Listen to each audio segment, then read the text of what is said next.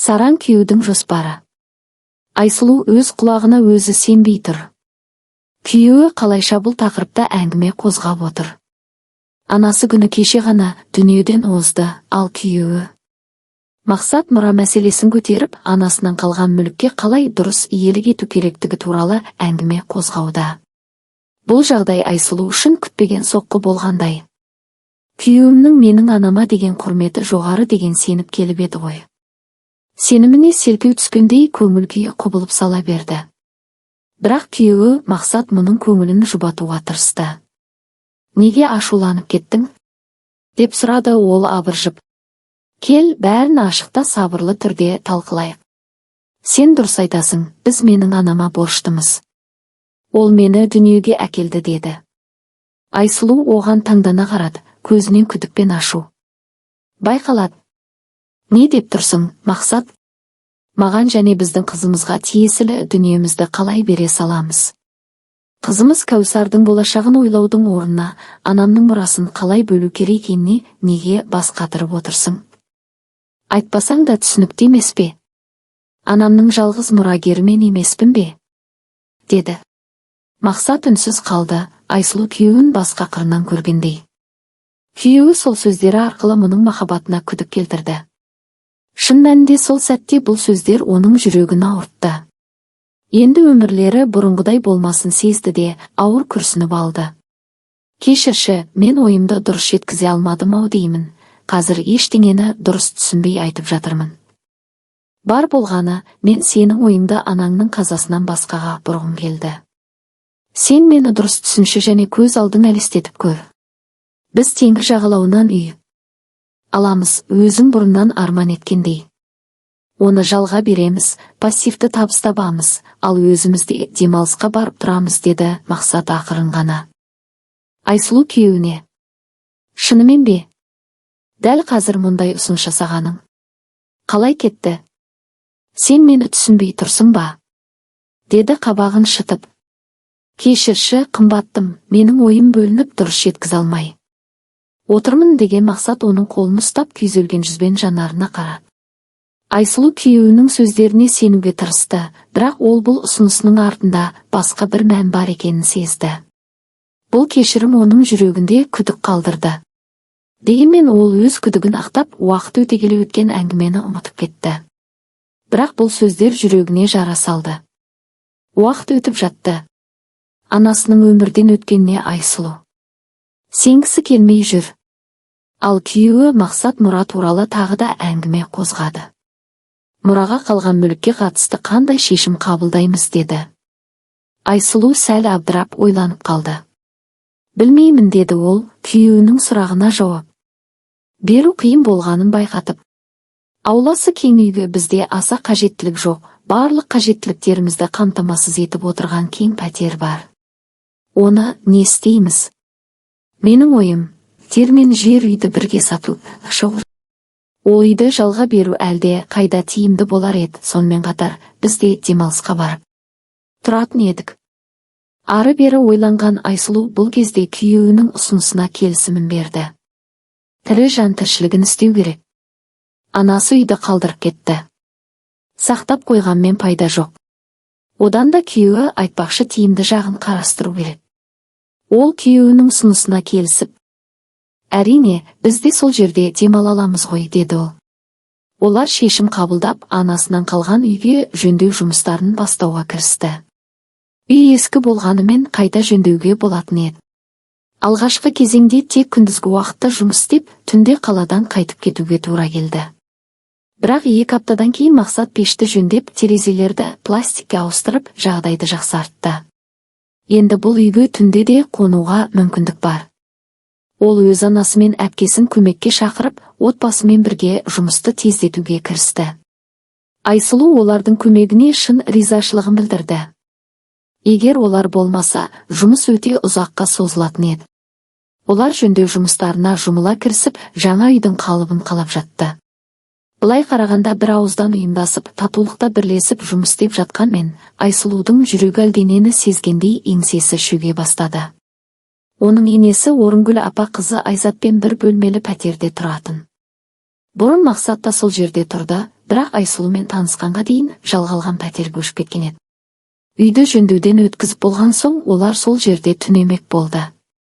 Мақсат кәуап пісіріп, мерекелік ас ішіп, болашаққа жоспарларын талқылады.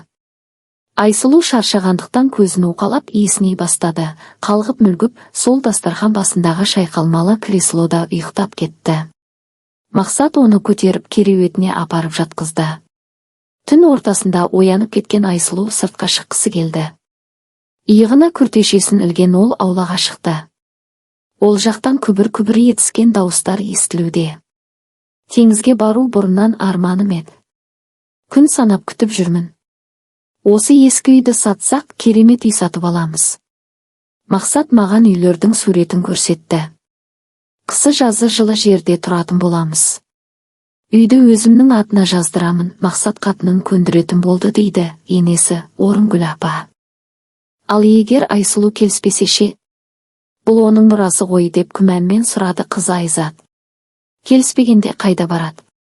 Мақсат көндіретін болды. Мен оның осы ескі қоқым үйіне жөндеу жасауға қаншама күшімді салдым ғой деп сенімді жауап берді Орынгүл. Айсұлу ары қарай үнсіз тыңдап тұра алмады. Атылып шығып, не деп отырсыздар? Анамнан қалған мұраға иелік етіп үлгердіңіздер ме? Деді дауыс қатты шығып, түннің тыныштығын бұзды. Орынгүл апа сасқалақтап, шалқая жайғасқан сәкісінен ыршып тұрды да. Келін, сендер бәрібір бұл үйде тұрмайсыңдар ғой. Сен дұрыс түсінген жоқсың. Өздеріңнің басқа пәтерлерің бар, Айзат екеуміз осы жаққа көшіп келеміз де, ал бір бөлмелі пәтердің кілтін сендерге берейін. Өздерің жалға беріп ақшасын аласыңдар деп аяқ астынан өтірігін құрастыра салды. Анамның бұл баспанасы сіздің бір бөлмелі пәтеріңізден әлде қайда көп табыс әкеледі деген Айсұлу енесіне ұнатпай қарады. Бұлардың даусына оянып кеткен Мақсат көзін уқалап, ол да сыртқа шығыпты. Мақсат, анам біздің осы үйімізге көшіп келеміз дей ме, сатамыз дей ме түсінбедім. Не болып жатыр өзі? Түсіндіріп жіберші, деді. Мақсат қатты абыржыды, бірақ оның алақтаған көз қарасы Айсұлуға тағы да күдік туғызды. Күмілжіген күйде міңгірлеп бірдеңелерді айтқан болды. Демек, менімен ақылдаспай, сендердің бірігіп құрған жоспарларың болды ғой, деген Айсұлудың қабағы түйілді. Неге бірден жаман ойлайсың? Анасына жағдай жасау әбестік пе? Бұл жаман нәрсе емес шығар деген ене ақталған кейіп танытты. Менің анамнан қалған үй болғандықтан хабардар болуым керек. Және соңғы шешімді өзім айтуым керек. Алдымен осында көшіп келесіздер. Сосын тағы да басқа жоспарларыңыз шығатын шығар. Ал әрі қарай не істемексіздер? Тағы не ойлап табады екенсіздер? Деген Айсұлудың даусының көтерілгені соншалық дауысы қараңғы түнді жаңғыртып жібергендей болды. Анасының қазасы ауыр тиіп, енді есін жиып келе жатқанда енесі мен қайын сіңілісінің жасырын жоспарымен оларды қолдаған күйеуінің жымысқы әрекет расында да шамына тиді.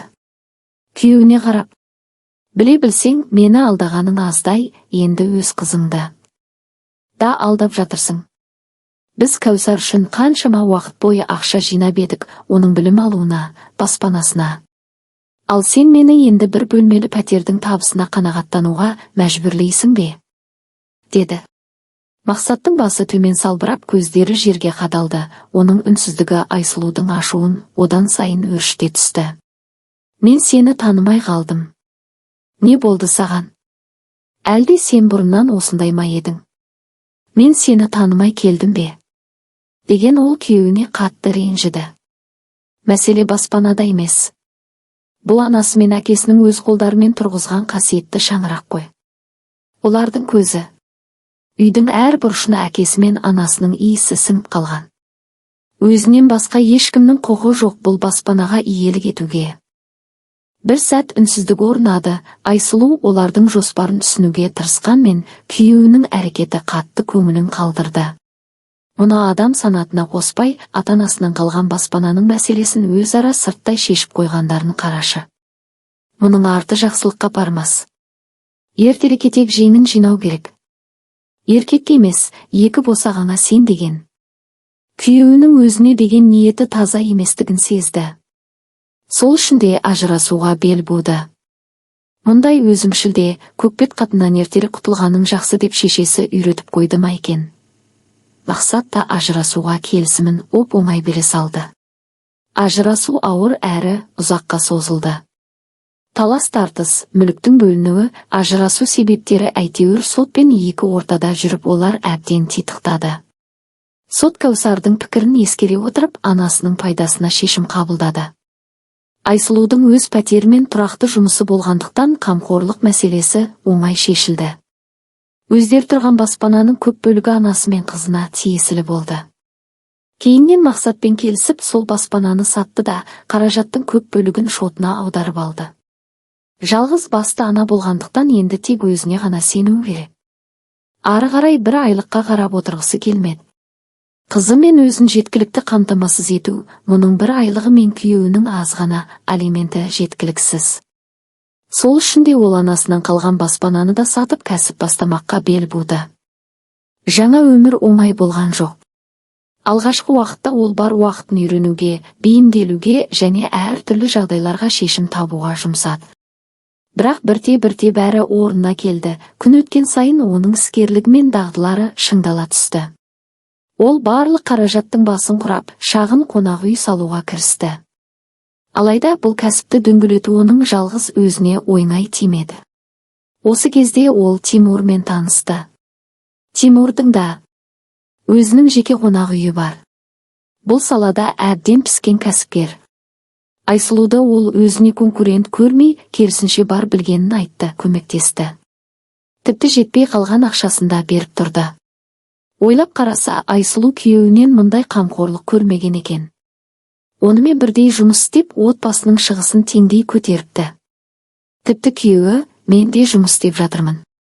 Неге ақшаны отбасымыздың қажеттілігіне жеткізе алмайсың деп айтқан кездері де көп екен. Тиын есептеп сараңдық танытатын сәттері де жиі орын алған.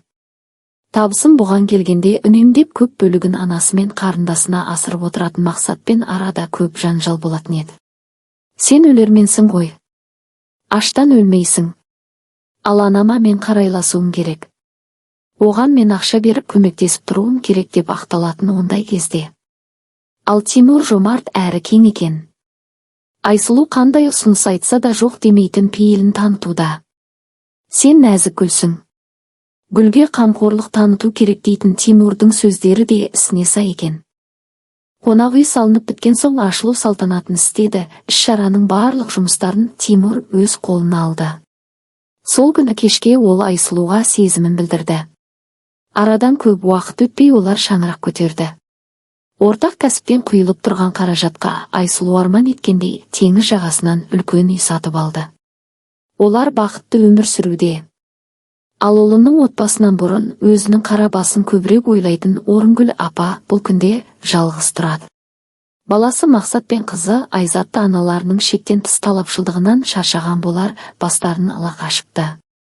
Құрметті тыңдарман, каналға тіркеліп лайк басып қолдай отырыңыздар.